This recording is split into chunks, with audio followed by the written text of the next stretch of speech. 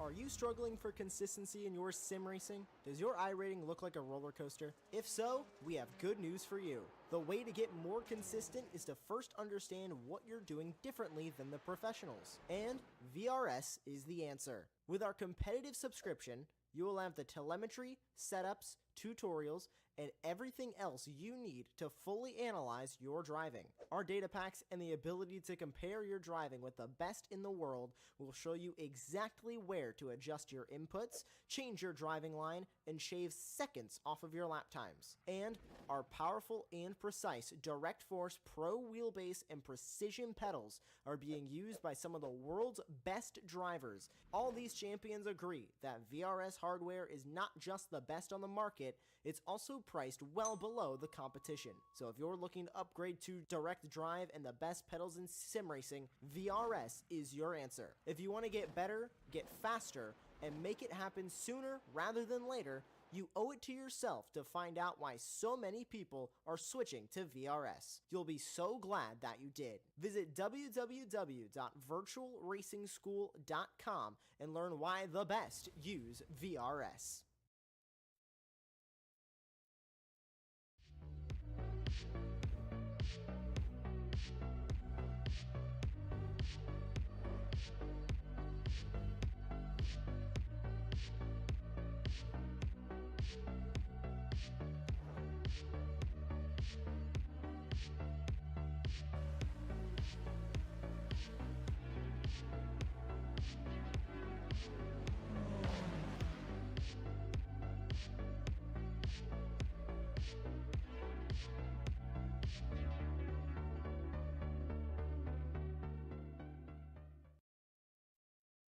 Hello and welcome to the late Apex Racing TV's new show for everything going on in the sim racing world. Today we have news about iRacing's 2025 Season 1 build with the new Ferrari 499 LMH joining the sim amongst other changes. We've got the biggest details yet of Assetto Corsa EVO's open world. Some very interesting developments about that. Some news about Le Mans Ultimate, a cool Sebastian Job video series as well going on, and a fun game as well for us to dive into as well. My name is Sam Fitzpatrick. Alongside me is David Sampson. How are you, David? I'm good. Yep. Yourself? I'm all right. How do you feel about this is a week 14, but how do you feel about the off weeks, and what are you happy at the start of the weeks and then bored, or do you get more into it? I was just take holiday. I'm off. I covered the new content. I covered all the LMU and the iRacing stuff. I did a 12-hour stream on, what was it, Tuesday, and then back to hibernating. It's to me it's full on game. Like the softs are always amazing, but it's a game. People don't care.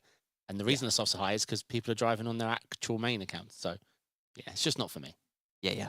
No, it's fair enough.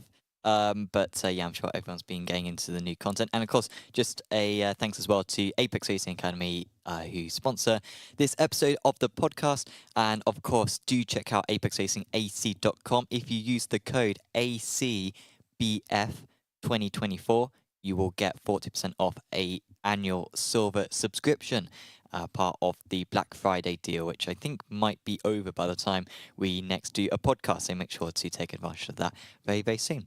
But let's talk about iRacing Season 1 build. The biggest update, and I think the one that's got a lot of discourse, and probably 90% of that discourse, actually I say 90%, I reckon 70% of that discourse is negative, is the Ferrari 499P, iRacing's first LMH car, and unfortunately it seems like they've missed the mark by a stratospheric amount, probably more than any other iRacing car which has ever been released in terms of realism. Yeah, well, it is all the GTPs with the changes they've made to the tyre and performance, but for me, like I jumped in the Ferrari and I was waiting for the sound, and then it annoyed me. Because it did. It kicked in at the perfect 195 kilometers per hour. I heard the hybrid system. Yeah. I looked down and realized the hybrid system had been on for ages. Like, obviously, we are talking about just a sound effect here. Like, it's a little frustrating. In iRacing terms as well, it doesn't sound like I'd want it to sound. I get it. Like, I want that LMU ACC surround grunt, whether it's real or not, because they can't now use that as a defense because it's just a sound effect. So the hybrid system is... I've heard as well, to do with the sound, apparently if you turn the hybrid off on the car, you still get the sound. Yeah, it has nothing to do with it. Yeah, the two are completely unconnected, and there doesn't seem to be a way of ever connecting them because, I mean, the cars in real life don't have this deployment system we have. But yeah, I think more the point you was asking me is to do with the speeds, the lap times. I mean, we're talking anywhere up to 10 seconds a lap quicker at, was it Le Mans? At Le Mans, yeah. 50, 60 kph in certain corners at certain tracks. I think Sebring T1 is a no-break. I saw a lap of Silverstone, obviously driven by a good driver, but it looked insane. Like, flat in places, I would definitely be looking to trail brake and just trucking the car through. Obviously, Greg West has come out ahead of it. All the criticism, all the videos, all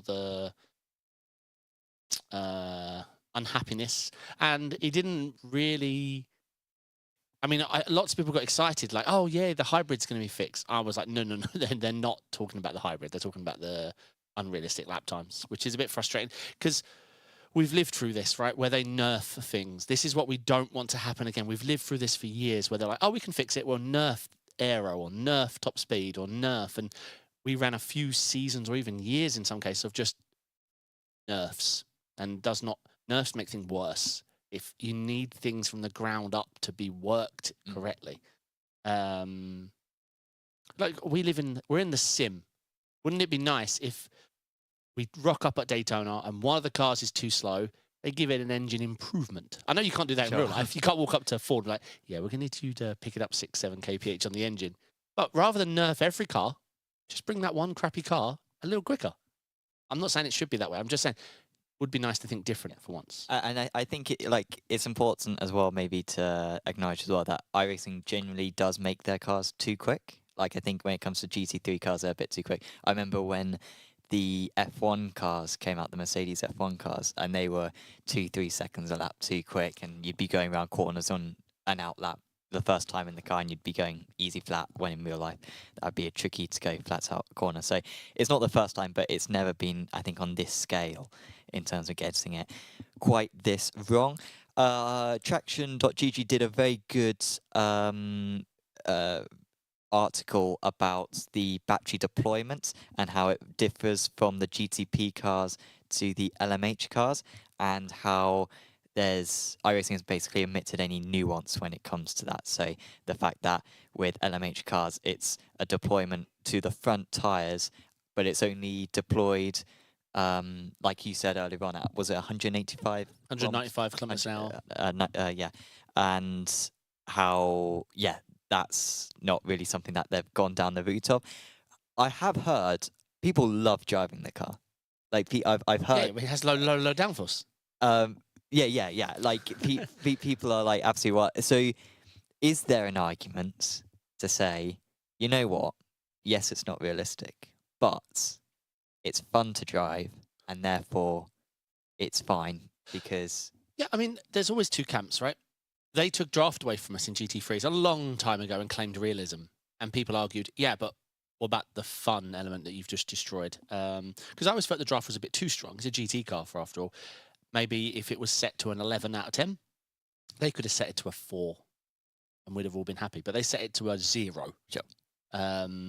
We had it with LMP2, completely ruined for many seasons, where they reduced the draft but left the dirty air exactly where it was. And now it's more beneficial to leave a gap. Like, it's insane. So, yes, there is an argument between fun and realism, but they've always picked realism. They go with realism and mistakes. Never. So they're not going that direction towards fun.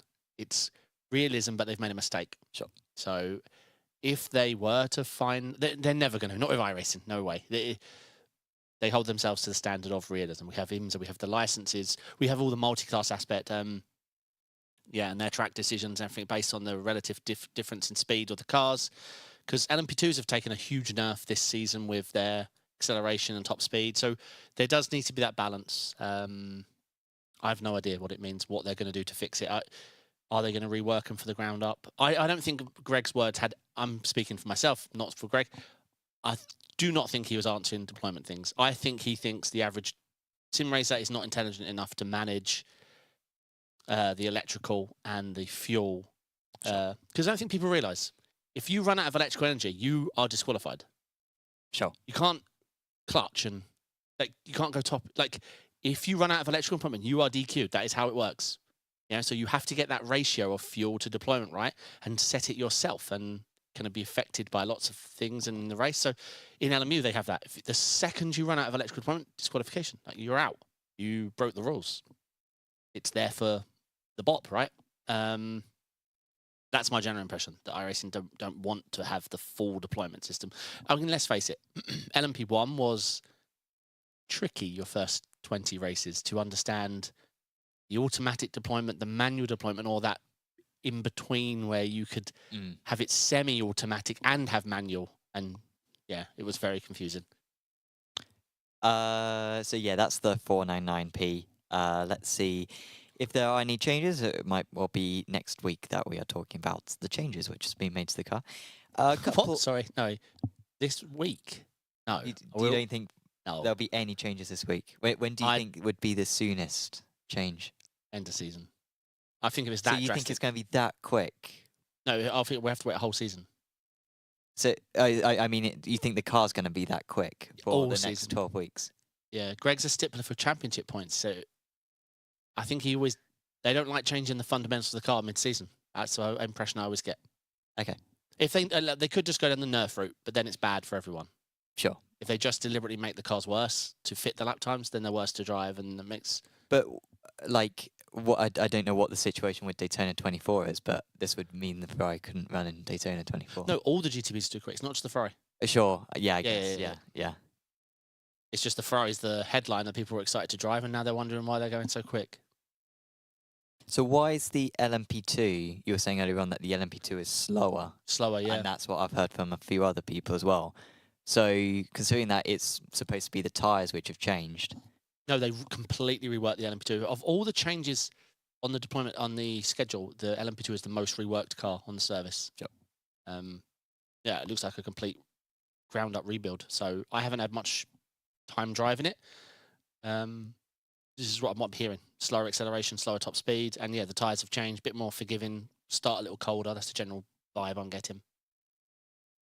Yeah, I think it's like 50 degrees Celsius or something. I think the new tyres are heated too when you go out on track. So yeah, it can be quite tricky. Dynamic track. Of course, we have muds and we have gravel and we have lots of ungrippy bits coming onto the circuit. I haven't tested this myself, but from what I've heard from people, the track is saturated within a few laps. Depending on the circuit, obviously. I'm not the biggest... I love the idea of it, but now I've driven with it. It is a little buggy. I've seen many a times where a tyre won't... They clip the gravel, and then a lap and a half later, that one tyre is just spilling off gravel permanently, and their performance is down, grip's down, and it won't clear. The track does get very saturated.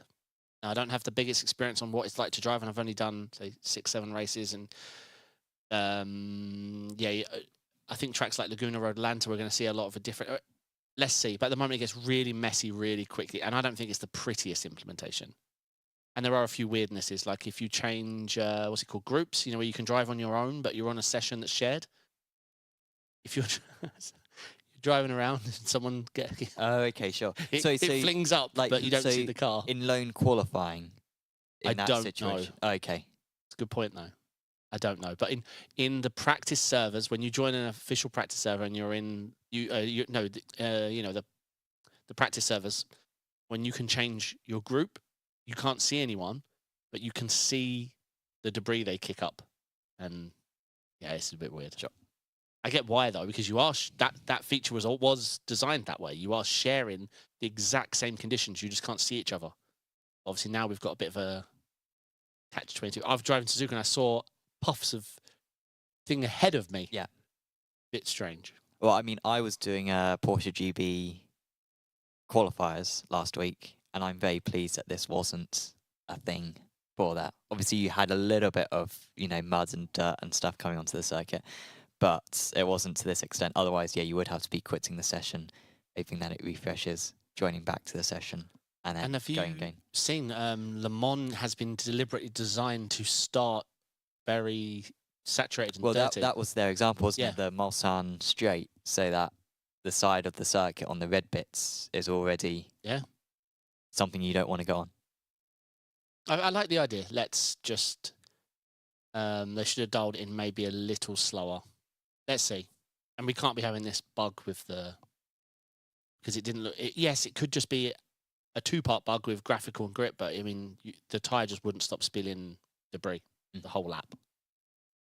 Have you had a chance to go on Thurston yet? I have not, no. It was iRacing took. I was thinking I'd do 5 hours LMU, 5 hour iRacing sort of thing. I ended up doing 9 hours LMU. Sure. Because I was there for LMU's launch at 10 a.m. and iRacing went live 9 hours later. So I just drove the Ferrari, the Acura, and tested some debris stuff and then left.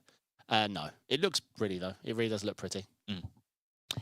Yeah, I haven't had a go yet myself. I was playing on earlier, but I ended up not doing so. But yeah, that will be one that I will try racing. I tried the supercar.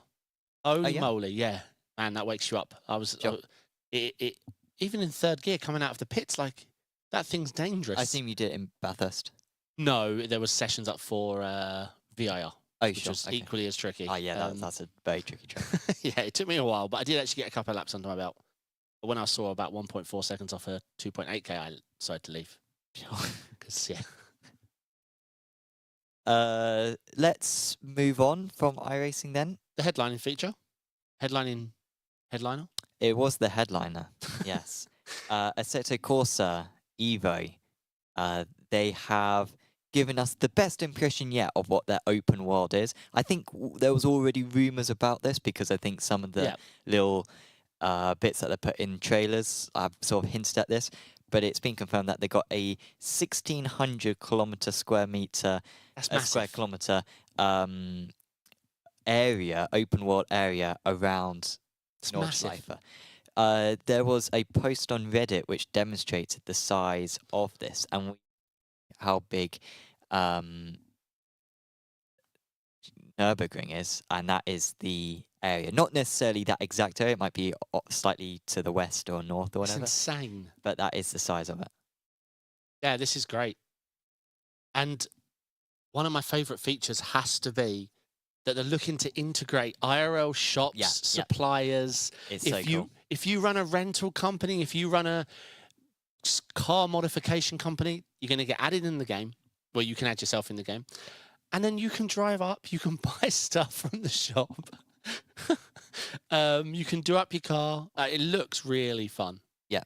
I'm not sure how serious it was. I assume you saw the original thing, but like, at one point he's like joking, oh, well, if you get like, I don't know, a pancake from you get a discount. Then you get a discount. I wasn't sure if he was being serious, but if that's a thing of like you get given a task and it's like drive to Luigi's and to get a pancake and bring it back to this guy, and you get 20% off. I mean, that does sound awesome. I want to believe that in 10 years' time, I'm gonna get to like drive to the race from anywhere in the world. Like get on flights, do the whole flight sim thing, land, get my car and drive from, I'll get off the Calais and then drive all the way to Spa and race. I want this now. I'd love that. And I mean, like, in the end, I think what they've done is very impressive because these elements that we're talking about aren't like groundbreaking things. Like open world stuff has been in Assetto Corsa before, and you think of Test Drive Unlimited and stuff like that. And then obviously like car modification shops, very familiar in Gran Turismo and Forza and stuff. But the fact that it's the way that it's implemented, the fact that it's around a real life circuit and it's based on real roads, and the fact that it's on real shops, all of a sudden takes it to like a whole new level. I just can't believe we have. I mean, Assetto Corsa is the most popular sim title on PC, bar none. There is no second place. They're committing to LFM SimGrid integration, open world, Porsche Cup, GTs, competitiveness, daily racing. Like it sounds amazing to me. Yeah, ACC might not have been the what everyone wanted, but it showed a commitment to the license, the SEO online championships, and they went at it full bore. But if we're taking, I mean, this is what we wanted. We wanted to hear the commitment of like, yeah, okay, this is AC. We're going with the mods, the open world, the full commitment. ACC, the online competitiveness. If they were looking to replace, I love what I'm hearing. I think it could be, it could be really successful. Let's see a little bit of the trailer that was shown. These are a few of the images. So I think the term LiDAR was used, which I'm not sure what that actually means. But it's the way that they are like building the terrain of this. It's all like laser scanned, and then they've got their own technology which implements that into the game. Oh, there you go. Yeah, developed by Kunos themselves. I mean, this game, Alex Crawford, Kunos may be taking too much with AC. This game has been in the works a lot longer than people realize. A very long time. You'll be able to unlock all kinds of different upgrades for your own car by competing in various challenges in the open world of EVO. Imagine a scenario where you want to have an upgrade for your car, but you have not enough in-game credits. Maybe an owner of a business will be able to offer you a discount or maybe even a free product if you're gonna bring him a tiramisu from Ventisette. I really hope that the developers will come up with this tiramisu time trial on closed roads only, of course. Yeah, I'm excited. I just want to play this. I've always loved Assetto Corsa. Yeah, I think this is... We're in a very exciting bubble right now for sim racing, and it feels like it came out of nowhere, to be honest, because it feels like we've had a lot of flops, a lot of word. I don't know. This is exciting. No, yeah, it's pretty impressive considering how there's been a couple of other games which have really struggled to get going and like seemingly just take so long. Well, and I think this is a good example as well. And I know it's quite easy for like a company like Kunos who are like maybe more financially stable because they've got previous iterations of games where they don't have to talk about the game too early. But it's nice with this how they really didn't reveal any details until 3 months ago. But despite the fact that, like you said, they've been working on this for years and years. Yep. Compared to maybe some of the other games where maybe they work on it for a year, release some details about it, be like, oh yeah, we're going to release it in a year, and then it's constant delays after. And let's face it, the footage we have seen of the game at the expos and everything, it looks... I haven't heard one word that people was like, no, I don't like the look of it. People I speak to, whether they're esport professionals or into their simcades, are really impressed with the look. I mean, there was a few odd moments that the keen eye spotted, like waters rippling uphill rather than probably downhill was probably.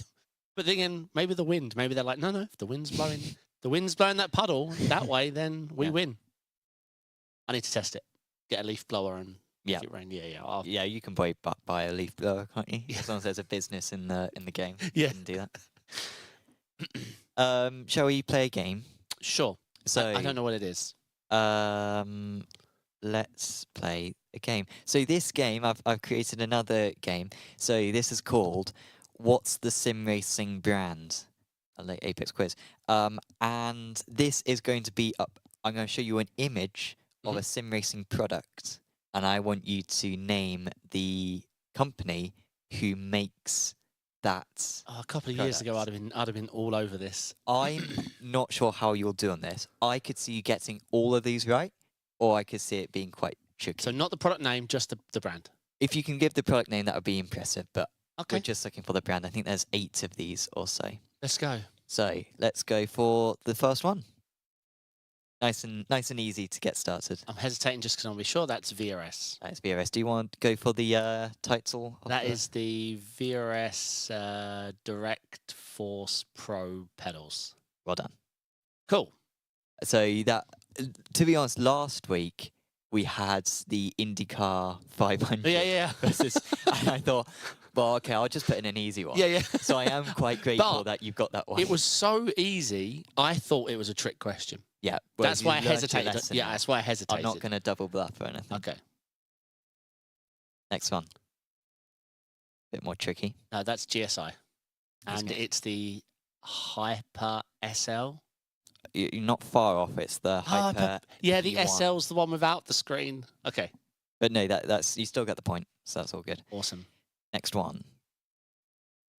That is a Simcube, and it's is it? It's really black and white, but that line I swear is on the Simcube. Yeah, I'm gonna go Simcube 2 Pro. Sure, he's gonna go for the Simcube. It is the Simcube. Apologies for all podcast listeners. You may have to tune in for the YouTube thing, or look at the chapters and skip ahead on this one because it's not a fantastic audio game. This, but we continue on. What's these pedals? You've really blacked it out, but that looks like the Fanatec V3s. He's got it. I think this is about halfway through, and you've got them all right. Here we go. They do get a little. I think that one was quite a tough one. Yeah. This one's a little bit of a left field one. All right, that has. I can only think of one company that would even attempt this, and that has to be Assetto, and I have no idea. Let's say the Assetto GT. Don't know. You got it. Oh, That's okay. Formula LMP handles. Yeah, I only know one company that offer the ability to swap out the. I thought it was a great idea. I don't know if it's done well, but I loved the idea of just changing out the bits around the middle part. Moving on. That is the Moza. I don't know the name, like the CX or something. I can't remember the name. Honestly, I've forgotten the name as well. I think I can't remember. I'm going to say like CX or something like RX or something. Oh, GS. Okay, I was close. GT wheel. Yeah, it's nice. Okay, I think the next couple should be quite easy, I think. Let's go. Oh, my bays. This is the Logitech G29. Or it could be the G29. I'm going to say G29 pedals. Yeah. I think the pedals are all the same pretty much for the G25. I used these for over a year. I was tempted to trick you and put in the load cell Logitech ones, but I thought you've probably never seen them in your life, so that'd be harsh. This one? Oh no. Wait. Isn't that the one made by the company that makes headsets? Oh, what are they called? Turtle Beach. I'm guessing Turtle Beach. I don't know though. I actually don't. The only reason I think I might know is because we covered it on the podcast. I'm going to give you a chance to think about it a little bit more. I think you're overthinking it, honestly. All right, let me zoom out a bit. Brain. Is that a screen up in the top middle though? Well, all the black bits are just me. Blocking out like logos. Okay, I thought that was a screen. Maybe if that's not a screen, then the Thrustmaster DD. He's going for the Thrustmaster DD. He gets the points. It's the Thrustmaster T128. But yeah. Okay. I thought that was a screen in the top middle one. Sure. Yeah, I just leant on the. There we go. But yeah, probably the best value for money entry wheel. I think this is the last one, and I think it is by far the trickiest as well. Let me know if you feel like you need a clue.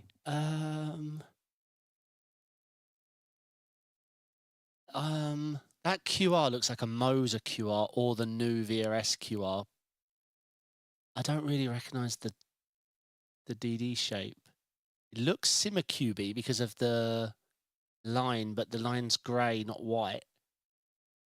I don't really know the Mozas all that well. And I haven't actually seen the new VRS DD. I think it's one of them. But I'm going to go, I think it's the Moza R16 or something. Well, I can say that it's not that, and I'm going to give you a clue. I'm going to give you a second chance. It's a brand that we haven't mentioned so far. Wait, is this the SimLab DD? Are you going to go for SimLab? Yeah. He's just out. It's SimMagic. I'm not too... Well, that's good looking wheel. I'm not too caught up on SimMagic, I have to admit. Yeah, I need to learn their stuff a bit more. I got caught up on that rainbow effect on the QR, and for some reason it made me think of Moza. Sure. But I think you did well there. Are you proud of yourself? How do you feel? Yeah, came out the gate strong. That was a microphone. Oh. Yeah. I own the GSI, I own the VRS, so that I own the Logitechs, so that was quite easy. The Thrustmaster I've never actually seen in real life, so that was pretty tough. And yeah, I let myself down that last one. It wouldn't have been a brand I even crossed my mind for some reason. Yeah, Magic no, is that's just fair enough. never used their stuff. I knew I had to go for one which would be a challenge, at least to end it, but no, you did well. Certainly better than last week. Let's talk About Seb Job, shall we? And yeah. A cool video series which he is part of, where he is training to drive an F1 car. So Seb Job, if people aren't familiar, driver in F1 Esports, PESC as ESL. well, and ESL. He's won races in all of them. He's won I think he won PESC last season. He's won races in ESL. He's won PESC R1. GB. Yeah, last 2 years at least, probably last 2 years. How much has he won at ESL, prize money wise? Do we think? Not as much as Josh Rogers. No. But, well, he won the teams last season, right?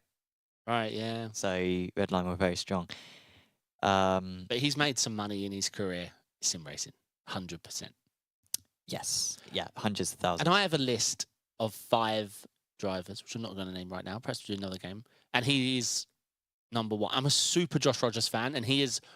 So 5 drivers. Who I think are the best. So Josh Rogers, Well, Seb Job. No, Seb, Josh. Yeah. Yeah. In no particular order, but Seb, is it? Josh. Sven Haase? No, for me. You're not playing Sven. Freddie Rasmussen? Correct, that's number 3. That's number 3. You're not experienced enough to go for a Hoot or a Kroenke, No. unfortunately. Kroenke's good, though.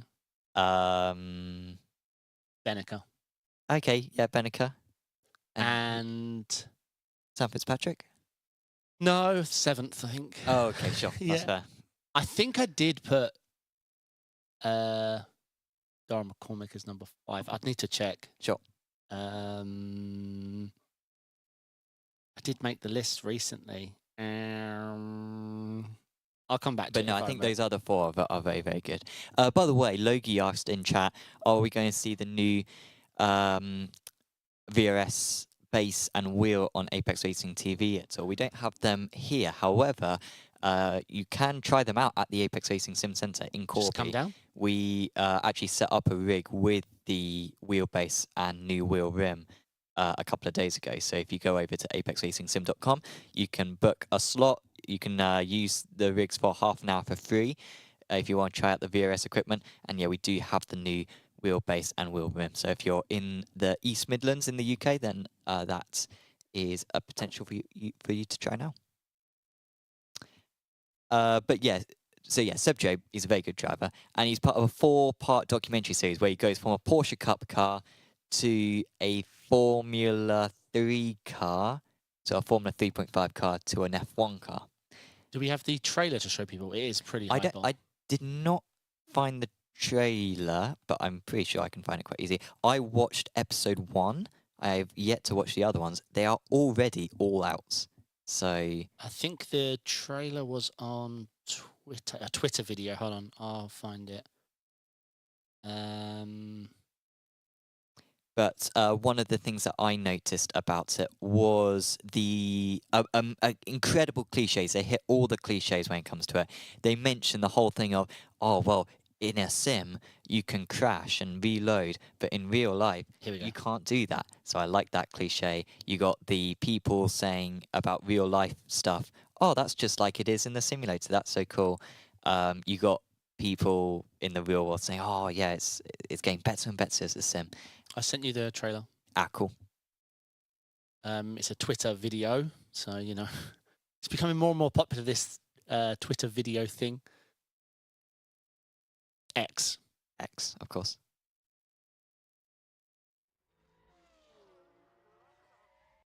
This is a good quality video. My name is Sebastian Job. I am a sim racer for Oracle Red Bull Sim Racing. The virtual world is becoming ever closer to reality. This is the perfect experiment to see if somebody can go from sim racing to real racing. We'll have to see how he performs in a Porsche Supercar, Formula 4, Formula 3.5. Physical aspect is something that might prevent you from achieving what you're capable of. In the sim, if you go off, you just press reset. In real life, it's another story. If he doesn't succeed in these cars, then there's no way that we'll let him drive a Formula 1 car. If you are not prepared, forget it. Stay at home. I never thought they'd put a sim racer in an F1 car. Who would be crazy enough to do that?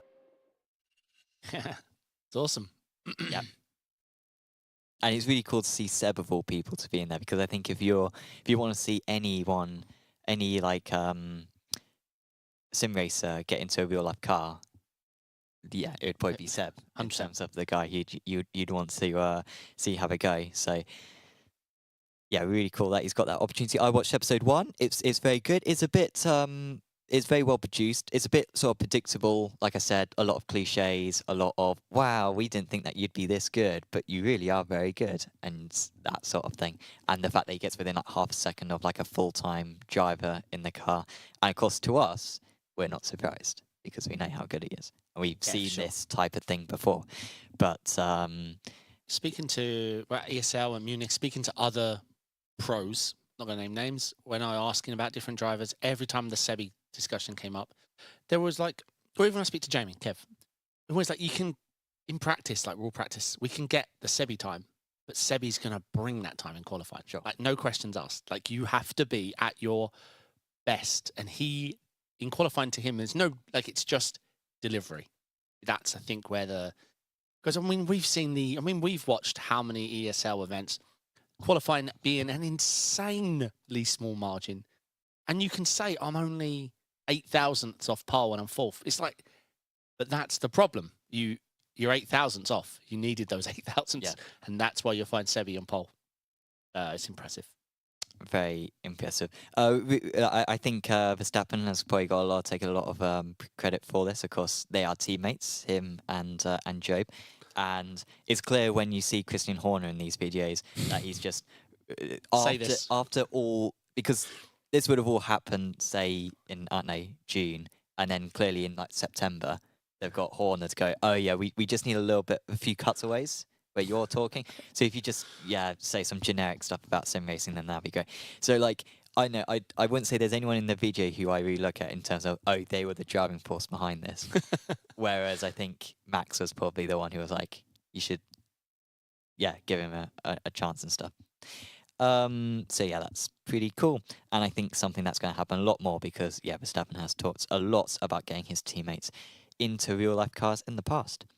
And all episodes are available on the Oracle Red Bull Racing YouTube channel. They're about 10 to 15 minutes long each one, and there are 4 of them. Yeah, I'm looking forward to that. I'm going to watch that tonight, probably. Le Mans Ultimate. You've been driving a lot on it, as you were saying before, and their paid championships are now live, part of their RaceControl.gg service. Well, it was actually Blogy in chat who sent me it while I was on my way here, so credit to him. Thanks, Loki. But yeah, so I'm looking forward to trying them out. We saw 4, 5 events separated over multiple days with time zones, and you can register for it. Obviously, my worry was, this paid element, they just used words like, oh, we're going to have championships.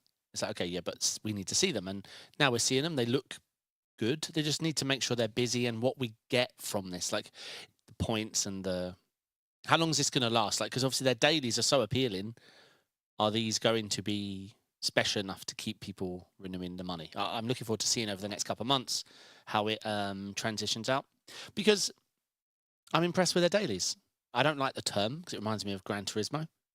I bloody enjoy the racing, so yeah, I'm happy. The GT3s are fun. You've got I liked the BMW the most of them all, which is surreal for me. Okay, yeah. I thought the Ferrari was good.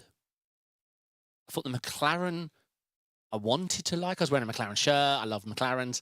I wanted to like. I just couldn't quite get the balance myself with the driving style.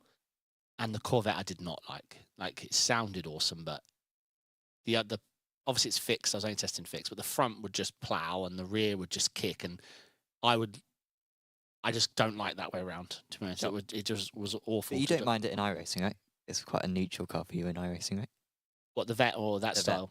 Oh, yeah, we've just got so many cars in our race that the vet just there's no point for me to drive it. It's fine. It's just not going to be a car I use anytime soon. There were some launch day issues. So not only did I spend 12 hours streaming, but I spent the first 3 hours in LMU just driving the cars locally because they where they said the races were going to be and where people were being sent were completely broken. Right. So that took a few hours to fix, which was a bit frustrating because this was an important day, but the day ended on a high, I think.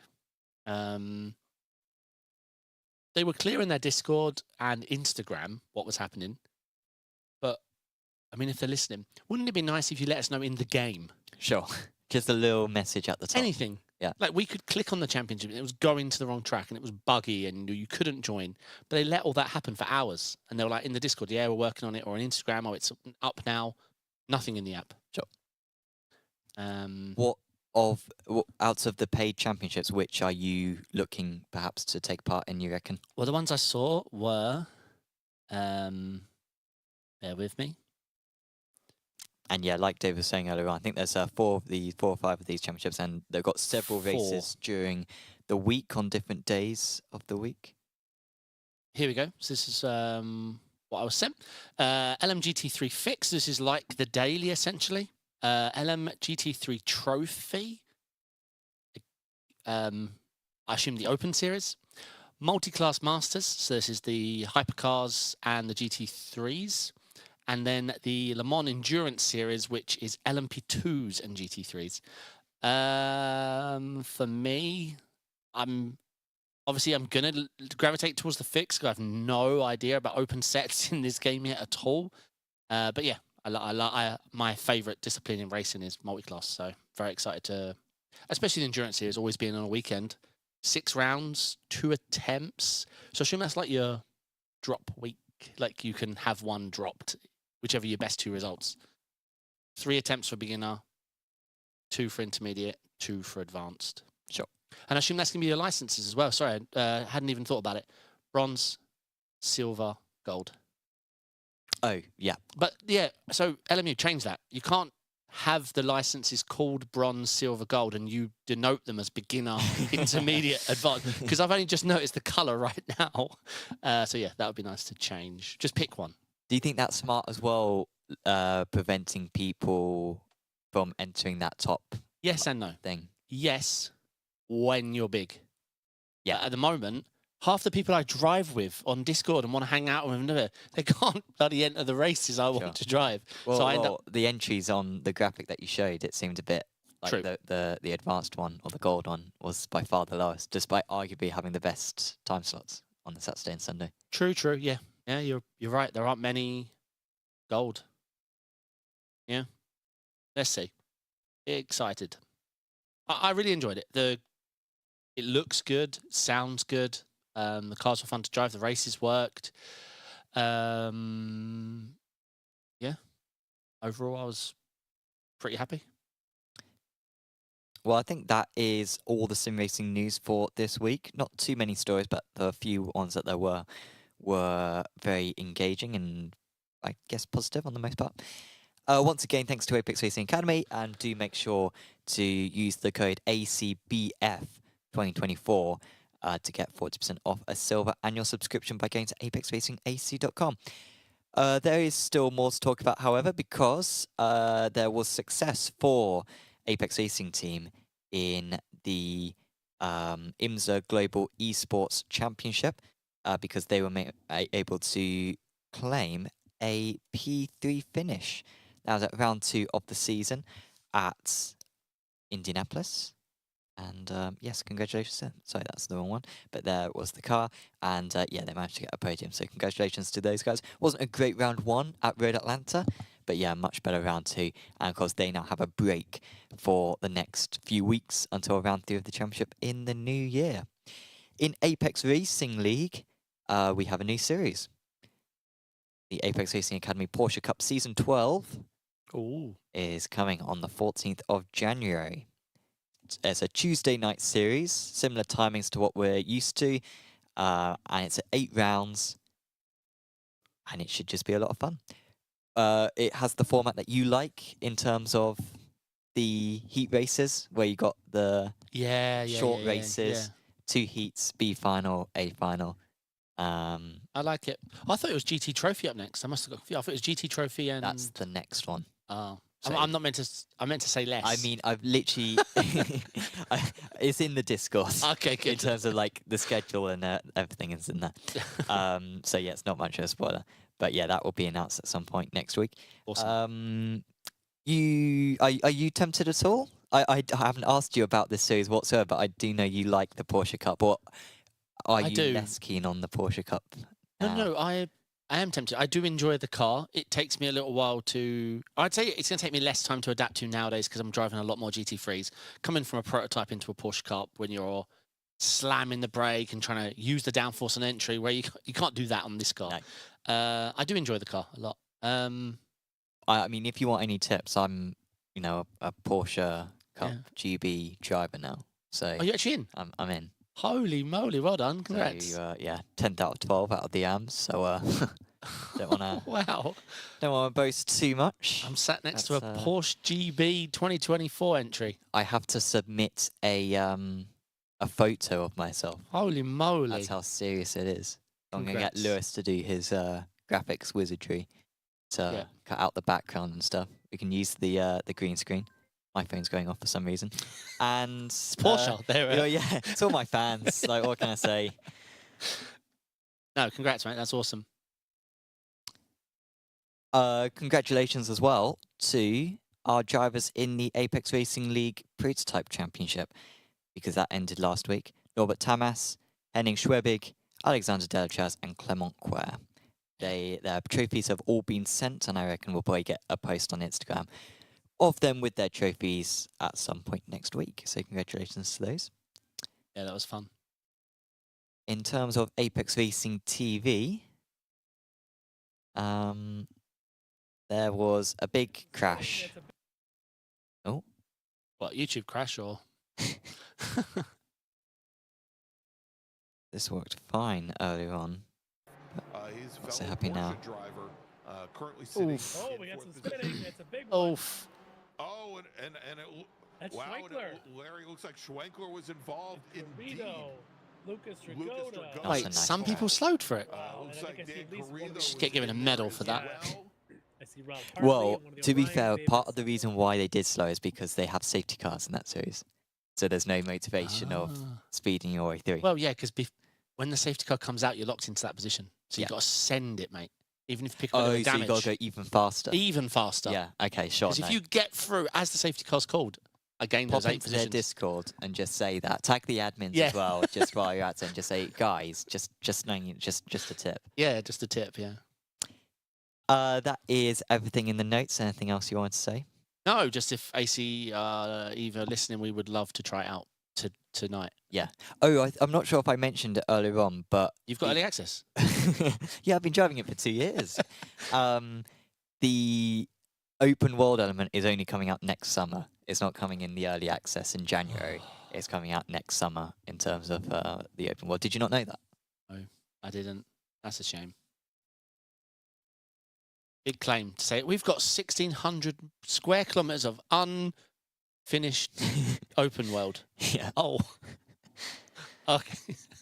That's a shame. So yeah, we'll wait for another 6 months for that. I'm mega excited for that. Mega excited for that. Yeah, should be very cool. But I think that's about it for now. We'll be back next week. Make sure to like this video and subscribe to the channel and share it with anyone who you think would be interested. But for now, from myself, Sam Fitzpatrick, and from David Sampson, we will say goodbye, and we'll see you back next time. Ciao.